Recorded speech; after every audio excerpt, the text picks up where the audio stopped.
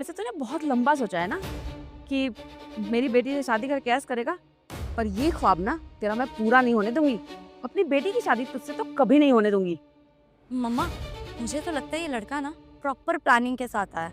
मान गए सच में, पर तुम्हारा प्लान ना काम नहीं करेगा यहाँ पे।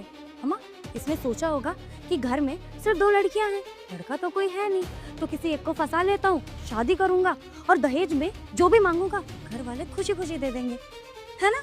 यही सोचा होगा ना तुमने? अरे दहेज छोड़ तान्या, मैं बोल रही हूँ ना, इसने लंबा सोचा है। इसने सोचा है ना बड़े घर की बेटी फंसाऊंगा, उससे शादी करूंगा, बैठकर ऐश करूंगा, कमाने की जरूरत ही क्या है, पैसे उड़ाऊंगा, राज करूंगा। ये प्लानिंग है इसका। ये बस क्या बोले। आंटी जी, आज तक मुझे लग रहा था कि रिश्ते प्यार से बनते हैं।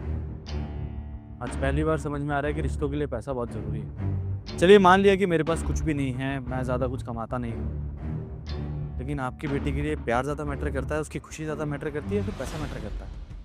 और अगर आपको सच में लगता है कि मैं आपकी प्रॉपर्टी के लिए आपके पीछे हूँ तो ठीक है, मैं प्रॉमिस करता हूँ आपकी बेटी को चाहे मैं किसी भी तरह से रखूँ, आपकी प्रॉपर्टी में से एक फूटी कौड़ी नहीं लूँगा। अगर आप चाहें तो अपने फ़ोन में ये बात रिकॉर्ड कर सकती हैं। इतना प्यार करता हूँ आपकी बेटी से। और भी कुछ जानना है मेरे बारे में? आपने जो मुझे अभी लालची बता दिया, इतना कुछ सुना दिया आपकी बेटी ने मुझे, इतना सुन रहा हूँ मैं सबसे। और भी कुछ कहना है?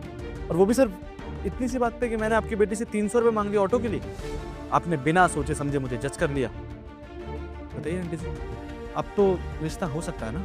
अबे ओ, प्यार से ना पेट नहीं भरता। जिंदगी चलाने के लिए ना पैसे की जरूरत होती है।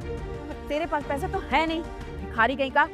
मैंने बोला ना, दिन में ख्वाब देखना बंद कर दे। समझ में नहीं आ रहा तेरी बात?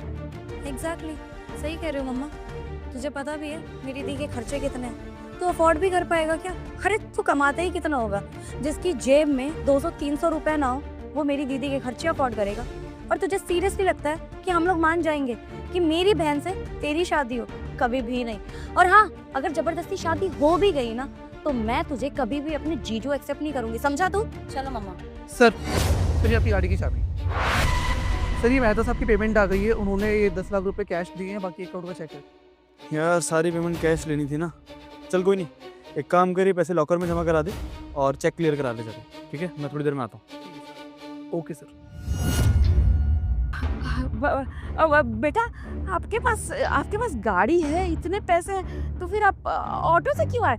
गाड़ी से आए होते हैं। एग्जैक्टली आंटी जी, तब से आपने मुझे बोलने का मौका ही नहीं दिया। लेकिन कहते हैं ना, जो होता है अच्छे के लिए होता है। अगर आप मुझे बोलने का मौका देती तो शायद मैं आप लोगों को समझा देता, लेकिन आपने मुझे बताया कि आप लोगों की सोच कैसी है।